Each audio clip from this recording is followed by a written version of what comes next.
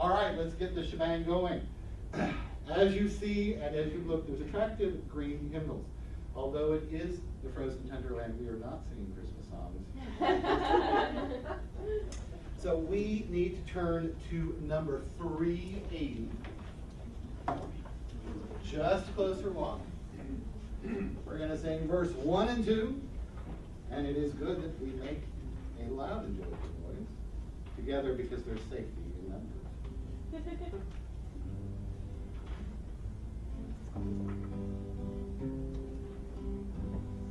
I am weak, but thou art strong.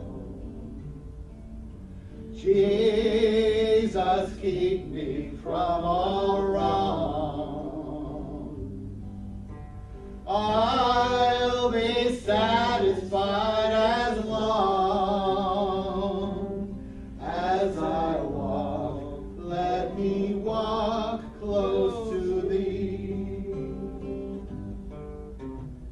Just a closer walk with thee. Granted, Jesus, it's my plea. Daily walking close to thee. Let it be, dear Lord, let it be. Through this world of toil and snares, if I falter, Lord, who cares? Who with me my burden shares? None but thee, dear Lord, none but thee. Just a closer walk with thee. Granted, Jesus, it's my plea. Daily walking close to thee. Let it be, dear Lord, let it be. Pretty good there. I pitched it for basses. I'm so glad we have so many guys. You're welcome. Thanks, Lee. So, on a bad trip, my load is overweight, my bag is overpacked, and my undergarments are dust rags. For those of you that know and some of you that don't, I guess a brief issue is that my wife unexpectedly went to heaven 7 years ago in May. And there's been much learning after our 24 years together. And one of the first things that was really interesting to me was the first time I traveled. Now, I'm really embarrassed to say this, and it sounds almost sexist, but I'm a horrible laundry person and didn't do laundry much. My mother did my laundry, my parents were missionaries, so laundry was weird. I did laundry, some, until I married. Linda cut me off quickly on laundry. My philosophy was you wash everything on hot, it kills germs. Thought that made sense, and a little extra soap covers up armpit smell. So after turning most of Linda's things pink, blue, and other things, in the first few weeks we were married, I was cut off from laundry. Now my wife, parochial school, first grade teacher, sorted everything by fabric. It was weird. She had a whole system on how these things were done. The boys and I, after her death, washed everything on hot because it kills germs. So we were doing pretty well on that, but the biggest issue that I had is I had not traveled and I took some time off. At that point I was over a chaplain course, so I traveled a lot, did a lot of triage. And I was one of the lead chaplains I was the lead chaplain for recovery after 9/11. So they had a big thing as a 6-year kind of celebration kind of thing. So I was stuck packing my own bag, which I had not done. I'm good at packing things in the car. Linda was very good at rolling things. She would make it so it would work.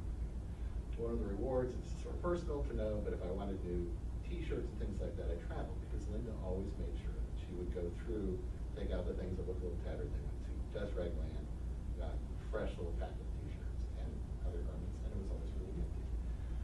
So here I am. I'm going to be gone a week, and at that point, I still have my youngest at home. So I'm trying to pack, and you know, you don't really know what you're getting into. I'm a sweater. You wouldn't know that since it's man up at the north time. But I'm like thinking, okay, how many T-shirts do I need? What if I sweat through twice? And this is going to be sort of intense. And so I decided that I would pack about 3 for each day I was there. That made sense to me. So I did that.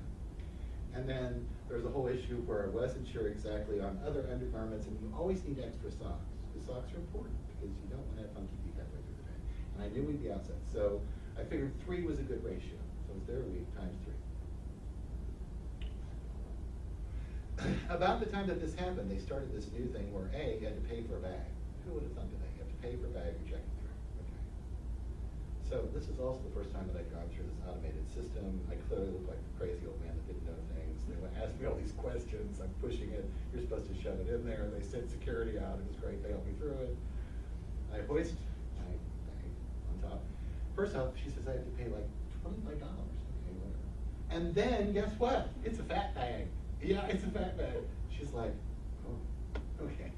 When you're my size, when people say that, you're always a little sensitive. She's like, you certainly did pack a lot. And you have buck teeth. There's this whole thing about, okay, great. So she takes me then to this thing and shows me like these little cute, bigger and bigger square bags that show that basically I have more money. And she said, well, you know what you can do is you can unpack some of this stuff. Well, it's Kansas City. I live in Ottawa. So what do you do with things that you unpack? So I took it back over to this old chair, and so here I am like a homeless person trying to go through with everything that I really do love and not part with it. And as somebody who worked with homeless people, I really always have identified that. You take stuff that is yours. There was some stuff there probably didn't need. Some of that was T-shirts that I knew when I came home would make me feel good. So I'd go back to the hotel room. This was like, there's just one black T-shirt that the kids gave me that said Dad. The D was gone, so it said Dad, but it still was, you know. Those are my wubbies. I needed my wubbies. There's a bunch of underwear. Let's go in there. So I'm like, okay, this is not working. So I lugged the fat bag back to the bucket woman. And I hoist it back up there, and I pay a fee. And it goes away, and that's it. And for one thing, I have to tell you, I didn't have a lot of money. I didn't have a lot of cash. And at this particular airline, and I've learned now that it's better, but it had cash. I thought, well, that's just the craziest thing ever. So, okay, great. Landed, it was great. I lugged my little thing in. Our bag is something that I think Linda and I probably got as a wedding present. And so it has what Linda called a Motzford, which you're all too young to know, but there was this guy that made up names. And it basically is a wheel that goes. So I have my little fat bag. I get my fat bag, go off in the hotel. I now know exactly how much it weighs. You don't know how much it weighs. You really don't. I don't step on a scale. I don't want my bag weigh. So come on, fatty, we'll go upstairs. So here I am with my fat bag again. It's fine. And it was a really weird thing. So I'm one of those people that unpacks everything and puts it in the drawers at a hotel. Pack this up. And I really felt good about how stacked the drawers were. I mean, I had everything I needed. Monsoons could have come. I could have shared clothing with the neighbors. I was set. But there was this weird little feeling because I just had paid money for a fat bag. I had to go through it, and I did have stuff in there that I probably knew I wouldn't wear. I mean, you're looking at so many little T-shirts, really. There's a whole duration. But I recognized that for me, somehow that was an important. Come read for us.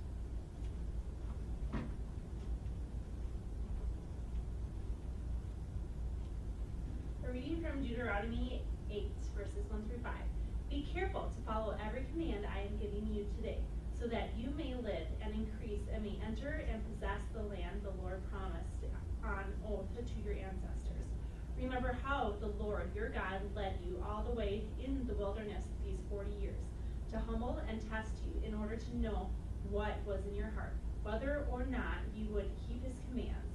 He humbled you, causing you to hunger, then feeding you with manna, which neither you nor your ancestors had known, to teach you that man does not live on bread alone, but on every word that comes from the mouth of the Lord. Your clothes did not wear out, and your feet did not swell during these 40 years. Know then in your heart that as a man disciplines his son, so the Lord your God disciplines you. Thank you. So one of the things that intrigues me, even more now than it used to, truly has to do with the issue that says that your clothes didn't wear out, your feet didn't swell. And probably some issue with son discipline. I have 2 boys, no girls. My youngest had just graduated high school the week before Linda died. She had blood clot, pretty unexpected. Banged her leg on play day. Put Tebos on, took Tebos loss the next day. Left on her door. And she and my youngest were really close. Me and my eldest were really close. I was more often bad cop with Scotty, my youngest. She was more often bad cop with Sean. And so here I am on this trip to New York. And one of the things that I did from the time before the kids were around and then when they came is I always would buy stuff wherever I went. Whatever trip I had, I always bought goofy stuff. And it really was pretty goofy. We have more snow globes than anybody on Earth should, which would fit this room.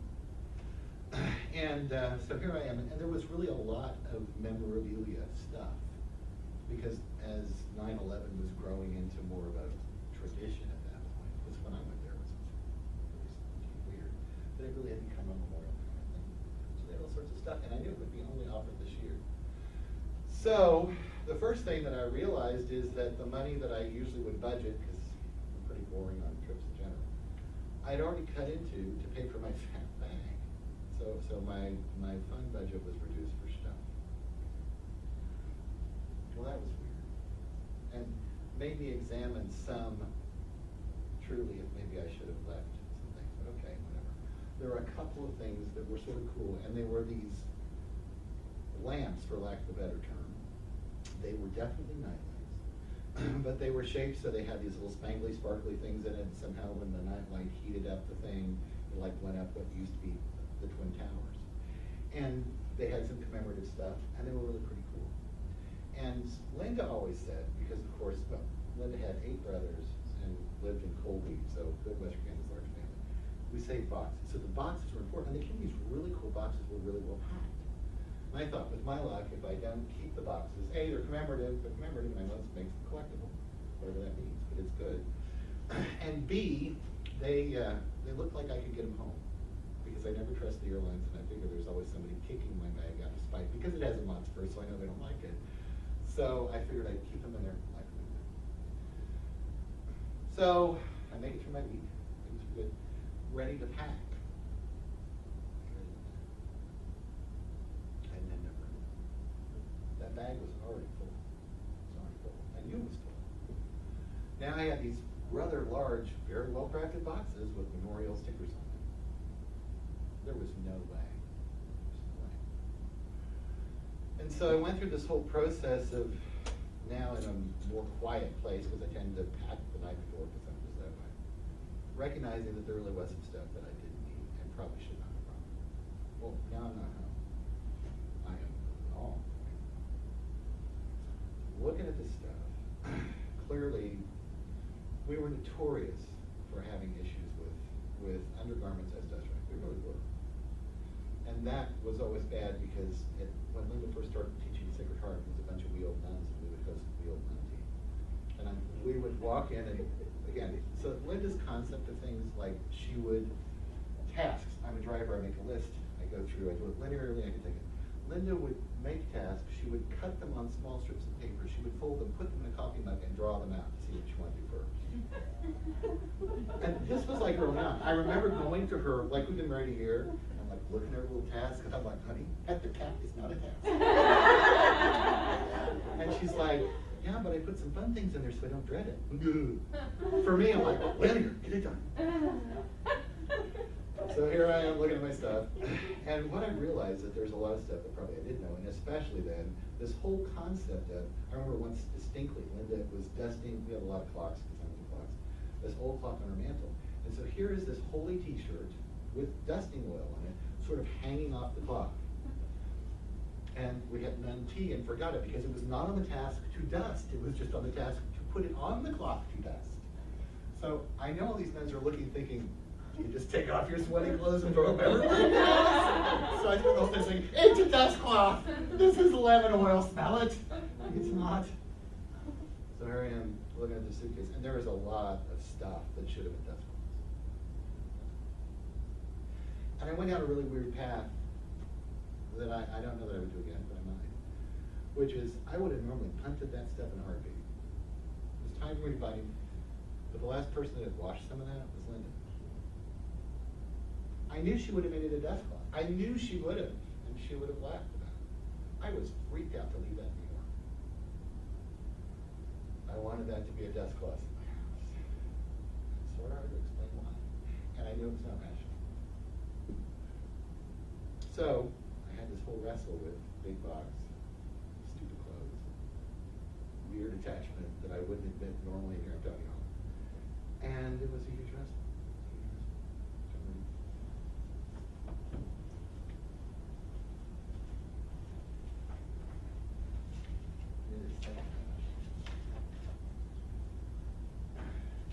A reading from Matthew 11, verses 25 through 30. At that time, Jesus said, I praise you, Father, Lord of heaven and earth, because you have hidden these things from the wise and the learned and revealed them to little children. Yes, Father, for this is what you were pleased to do. All things have been committed to me by my Father. No one knows the Son except the Father, and no one knows the Father except the Son, and those to whom the Son chooses to reveal him. Come to me, all you who are weary and burdened, and I will give you rest. Take my yoke upon you and learn from me, for I am gentle and humble in heart, and you will find rest for your souls. For my yoke is easy and my burden is light. Well, I had heard that before, and I certainly married someone who I think was able to be a good childlike person. When Linda and I were dating, she lived in Colby. We would go up to Goodland to terrorize people, which is a small town up the road. They have their problems. I've never been good at impressions. I can do one voice. It's Gonzo. My children. So we'd go to Goodland and I would say, "I'll have a cheeseburger and a large fry!"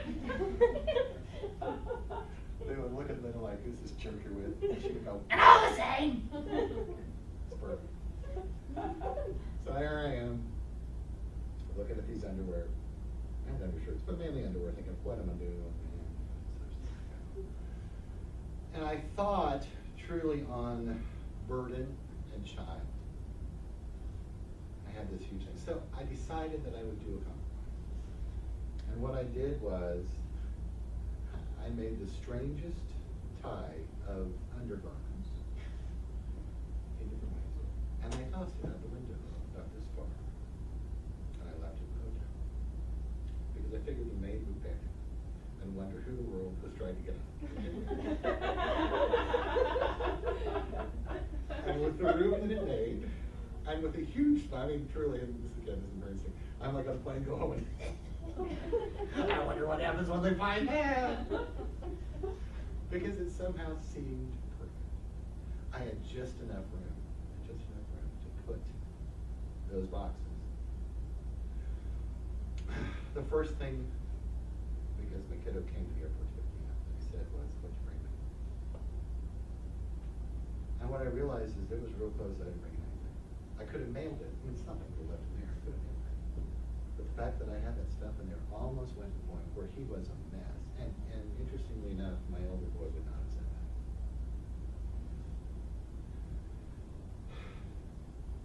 My bags were overpacked. They were. And I almost didn't let go of something that I knew I should have let go of to make room for something important. So close. And I still give mainly credit to Linda, because if I would not have found some fun way to do it, I could not have left those things in the trash. I sure wouldn't want people to see my clothes. They were clean, but still. Somehow making something goofy out of it, and I really did. I tied it in large bow knots, and it was really nice. I tried to drive by twice to see if I could see it in the window. I couldn't, by the way, because it was too up there. I was like, then there was a whole piece of me that wondered if people were going to discover it right then, or they'd find it later, or wonder if like some t-shirtless man was trying to climb by. It gave me this joy that if I would not have really been open to it. And to me, that's been a real metaphor with whoever thought I'd be at Ottawa University when I 2 different careers. Don't let her fear. The whole fact that what they were doing with faith was important to me and that they asked me to. Well, I don't know that I would have been open to that. I mean, I have to tell you, our bedroom is the same. Linda's perfume is where it is. I haven't touched it. I'm probably that way. So I'm okay with it. That's the way I am. I'm a clinical psychologist too, and especially post-traumatic stress. I know these things. But somehow I don't want to change it. But being able to find ways where there are places that I can open the Lord has led me to get to play with you guys, get to deal with the yahoos of campus, all the stuff that I would not have been able to do, and probably, frankly, with both kids gone now to college, me, I have a big empty house. And I look at that and think how that's fit into my current bag, and it's changed a lot. So usually at this spot, we will pass around. We have some prayer requests. This is a spot where we just read out prayer requests.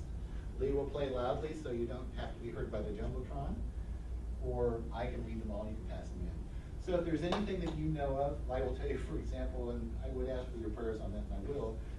Yesterday in Ottawa, we had a thing where we get to know the community. We close on Main Street to do it. We had a yell leader and a cheerleader, and they decided to do an extravagant toss, which has worked very well for them in the past. She hit her head pretty roughly. Lots of blood, lots of mess. Neck's okay, but a hurt young lady. And truly a traumatized young man. And I was just wondering, they were in the spirit. The music was playing. They're in the middle of Main Street, Ottawa, so it's cement. And up she went, and down she came. So, those are the kind of things, if you have anything that you've heard. I got something from you this morning. Do you want to just share, because we're ready to the... I think a lot, I think most everybody's heard about it now, but obviously the shooting this morning, and as the day has gone on, the shooting in Virginia, if you have not heard, at 6:45 this morning, Virginia time, there was a live TV broadcast going on from just outside the lake where they were celebrating tourism and 50 years at the lake. And what is now known to be a disgruntled former employee showed up and opened fire with a semi-automatic, killed the reporter and the cameraman live on television. And if you think about it, this is 6:45 in the morning, and I don't know about you, but at night, and I'm obviously a media person, and in my house we watch the news in the morning. And so there's a very good chance their parents were watching. They have since announced that the cameraman's fiance is the morning show producer and was sitting in the control room directing a live shot when he was shot and killed. Right before I walked in, they have captured the gentleman. It's conflicting reports whether or not he is dead, but he has been shot. So her fiance is the evening news anchor at the station. Just as the minutes have clicked by, the report has gotten worse, and probably not too long before I walked in, I've been consumed with it all morning because I just get consumed with the news as my job, but not long before I walked in here, it dawned on me that I can't count how many of those I've been at with my clients where I've been standing next to the cameraman watching my client be interviewed on TV. I can't count how many of those I've been at. That didn't dawn on me until just a little bit ago. Wondering if there was a PR person that was there. I don't believe there was, or it hasn't been announced, but just thinking about how many of those take place, and there's producers standing there, and there's PR people there, and just not something I've ever considered is happening. And so yeah, you've got an entire television station that's mourning, you've got their sister stations, you've got a community, you've got the female she was interviewing is the director of the Chamber of Commerce for the lake. She's in surgery right now, having been shot. And this was all captured live on TV. And I'm thinking of all the school-age children, teenagers who were sitting and watching it. And as it was announced as well, he was wearing a body camera and started tweeting about 45 minutes ago the video footage from his body camera, which has been removed, and you will be very, very grateful that it has been removed, because autoplay on Twitter is an evil thing, and that's not something you wanted to see today. So it's bad. It's really bad. Sorry for the long story, No, but I think that's a perfect story. I don't know about you guys. I watch Channel 4, and I really feel like I know those people. I don't, but so I think about that. And one of the whole reasons that we started, a lot of why I one of the reasons we started stuff in the schools that we use. The world is a rougher, different place. It's a part of our initiative, and we actually been recognized nationally for it, is we want to fight back to some of that. I think that some of it's prayer, some of it's speech, some of it's action. Somehow there are different rules in the world than there were when I was younger. There is a concept of things that used to be considered innocent, and for me, 9/11 was a big deal. I went there to rescue people. As a chaplain, I do triage, so I deal with white tags and I deal with black tags, and so a lot of times there are people that are fine but hurting, or people that are done. And by the time I got there, and I was there 6 hours after it happened, all we did was recover. I never experienced it. And the fact that the people that we were dealing with were random, innocent, was different than hearing all the stories that came out later. It really was. Somehow part of that is we, hopefully here and other places, come together to pray, connect in a visceral way with the nation, grieve for people that are not people we never see, and then hopefully find a way to do things. Because somehow that makes the news better for me. Otherwise, what I find is I watch it and it horrifies me. So, if anybody else, a couple of pieces there, I would like you, if you just want to write a couple words and don't want to say anything, you can. And we will pray about this. If anybody else has anything else to share, it can be global, it can be local, it can be familial. That's good. And then we will give you a couple minutes to write stuff, pass it around, say some prayers. We're really close to getting out of here.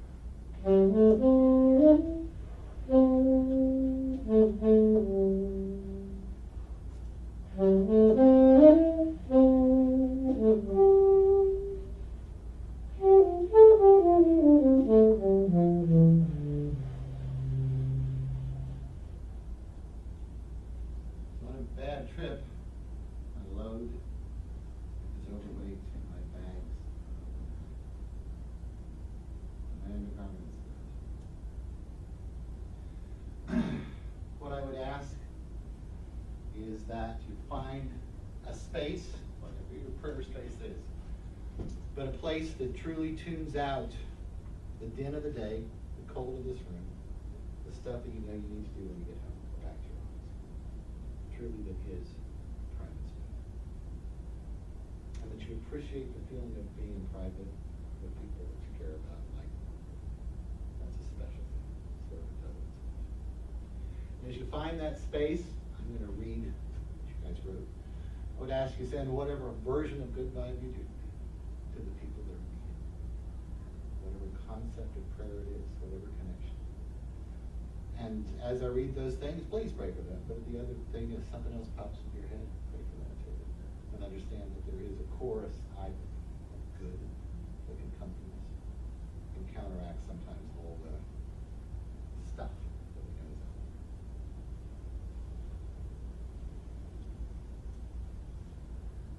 there. Close your eyes, take deep breaths, find your space.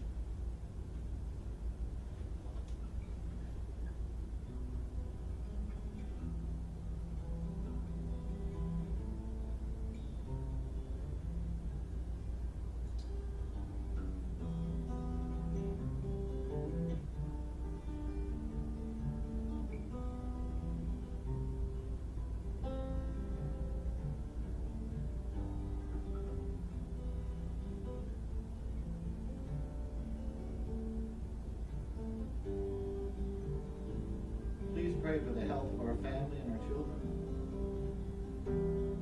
Pray for the Ottawa staff.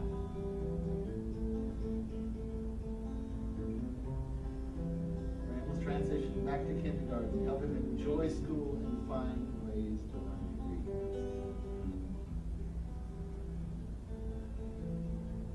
Prayers for baby Jonah. Pray for strength and healing from the grandparents.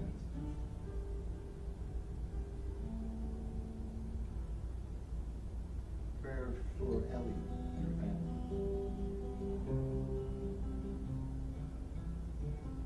For a stronger push in bringing God, Jesus, back into everyone's lives. For all those impacted by sudden death.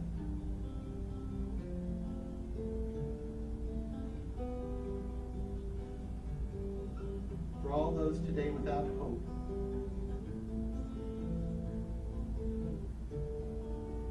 For people who have yet to know God or peace.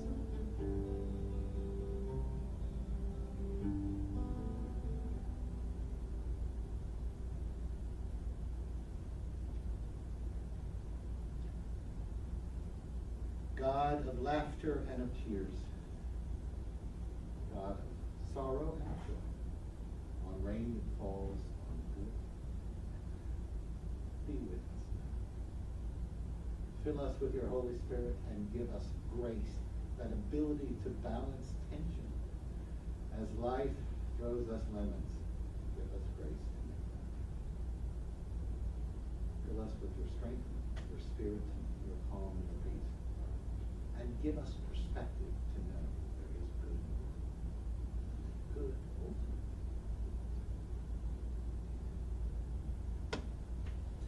All right, well, we cannot get out of here without another song. You know that's how it goes. 262. Sopranos and altos and tenor bass. Only person, take your position. It is holy, holy, holy. And we are going to sing verse 1, 2, and 3 because I like the song. It's one of my favorites.